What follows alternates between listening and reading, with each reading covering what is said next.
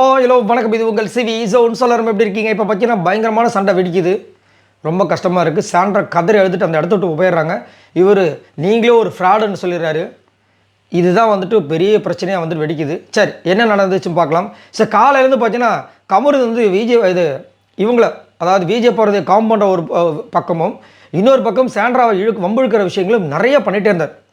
நிறைய விஷயங்கள் என்ன உங்களுக்கு ரொம்ப பிடிக்கும் தானே அப்படின்னு சொல்லி கலாய்ச்சது. அவங்க ஆல்ரெடி சொல்லிட்டாங்க எனக்கு உனக்கு ஆகாதுன்னு, எனக்கு உன்னை பிடிக்காதுன்ட்டாங்க. அதே மாதிரி அக்கான்னு கூப்பிடும்போது அக்கான்னு கூப்பிடாதுன்னு சொல்லிட்டாங்க. நிறைய விஷயங்கள். அதேமாதிரி நீங்கள் வந்து திவ்யா கிட்டலாம் 3 வாரம் பண்ணதெல்லாம் அப்போ ரொம்ப கேவலமாக இருந்துச்சுன்ற மாதிரி ஒரு மாதிரி கலாய்க்கிறாரு. அதுக்கப்புறம் இங்கே வெளியே போய் பண்ணதெல்லாம் வந்து ரொம்ப மோசமாக இருந்துச்சு, வெளியே போய் தூங்குனது அப்படின்னு சொல்கிறது நிறைய அப்படி இழுத்துட்டே இருக்குது. உங்களால் தான் நாங்கள் வந்து புரிஞ்சுன்ற மாதிரி சொல்கிறது. லவ் கேம் எப்படி நீங்கள் சொல்லலான்னு சொன்னது இதெல்லாம் வந்து பேசணுன்னு அவங்களுமே வந்துட்டு பார்வதி, அதாவது கம்பருது இல்லாத நேரத்தை பார்வதி கிட்டே சொன்னாங்க, நீ இதெல்லாம் வந்து தடுக்கணுமா இல்லையா? ஒரு ஃப்ரெண்டாக அவன் பேச விட்டு நீ வேடிக்கை பார்க்குறேன்ற மாதிரி கலாய்ச்சிருப்பாங்க. இப்போ என்னென்னா வந்துட்டு பெருசாக நான் திரும்ப வந்து ஏதோ வந்து வம்பு இழுக்கிறாரு. அப்போது அவங்க வந்து சொல்லிடுறாங்க, நீ பெருசாக நியாயத்தை மாதிரி பேசாதாங்க. ஆமாம், நான் நியாயஸ்தலமா, நீங்களே பெரிய ஃப்ராடுன்றார். அப்போ அவங்களுக்கு கோவம் வருது. ஏன்டா அப்படி பண்ணுறேன்னு விஜய் பருவம் இன்னொருத்தலாம் சொல்கிறாங்க. ஆமாம், அவங்க ஃப்ராடு வேலை தான் பண்ணுறாங்க மாதிரி சொன்னோன்னு யார் ஃப்ராடுன்னு சொல்லிட்டு கத்துறாங்க. ஒரு மாதிரி அவங்களுக்கு டென்ஷன் ஆகுது. இந்த மாதிரி தேவையில்லாத வேலையெல்லாம் பேசிக்காதுன்னு சொல்லிட்டு அங்கேருந்து அப்படியே அழுதுட்டு போயிடுறாங்க. நான் ஆமாம் சொல்லுவேன் அப்படின்றாரு இவர். அப்போது விஜய் பார்வதி வினோதம் சொல்கிறாங்க, டேய் கேம்னா கேமை பற்றி பேசுகிறான், நீங்கள் 2 பேர் வந்துட்டு சண்டை போட்டு அவங்களேண்டா நடுவில் வந்து ஃப்ராடுன்னு சொல்லிட்டு இருக்க, ஏன்னா அப்படி இருக்குன்னா ஒரு மண்டே ஆட்டிட்டு வேணுன்ட்டு ஒரு ஆட்டிட்டு கொண்டு வரல அந்த மாதிரி. ஆமாம் பரவாயில்ல.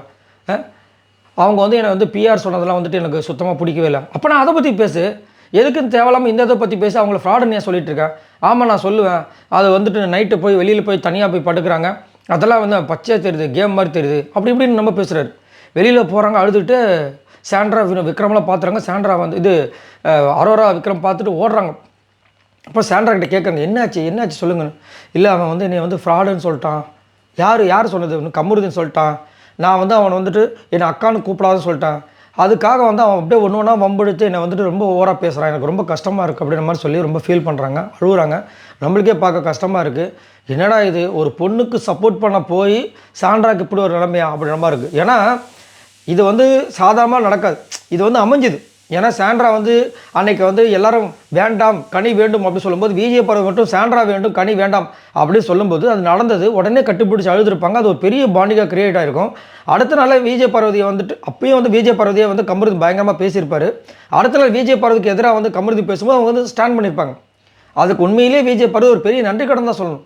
ஆனால் இப்போ என்ன ஆயிடுச்சுன்னா கமருதி நேக்கா வந்துட்டு அதுக்கப்புறமா ஒரு பெரிய சண்டை நடந்திருக்கும், அதுலேயும் நின்னாங்க. அதுக்கப்புறம் என்ன ஆகிடுச்சுன்னா நேக்கா போயிட்டு, அதாவது கமருதி எப்படின்னா சண்டை போடும்போது எல்லாரும் முன்னாடியும் விஜய் பார்வதி வச்சு செஞ்சு கிழிக்கிறார். அதுக்கப்புறம் சாரி கேட்குறத கமுக்கமாக போய் பண்ணிடுறாரு.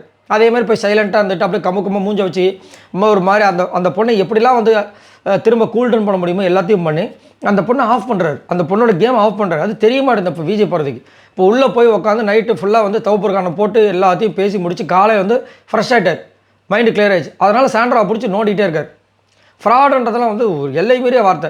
ஏற்கனவே வந்துட்டு இவங்க திவ்யா வந்து விக்ரம் சொன்னதே வந்து ஒரு பெண்டிங்கில் இருக்குது, விஜய் சேதுபதி வந்து வச்சு செய்ய போகிறாரு. இதில் இவர் வேறு தேவையில்லாமல் வந்துட்டு இந்த மாதிரி அவங்கள சொன்னோன்னே அரோரா கிட்ட சொல்லும்போது ரொம்ப அப்படியே ஃபீல் பண்ணாங்க. ஏன்னா நான் வந்துட்டு திவ்யாவுக்கு 3 வாரமாக சண்டை போட்டதெல்லாம் வேஸ்ட்டு, நான் வெளியே வந்து தூங்குனதெல்லாம் நடிப்பு, என்னென்னமோ சொல்லி என்ன பேசுகிறான், நான் லவ் கேம் சொன்னவன்னு சொல்கிறான், அப்படி இப்படின்னு சொல்கிறாங்க.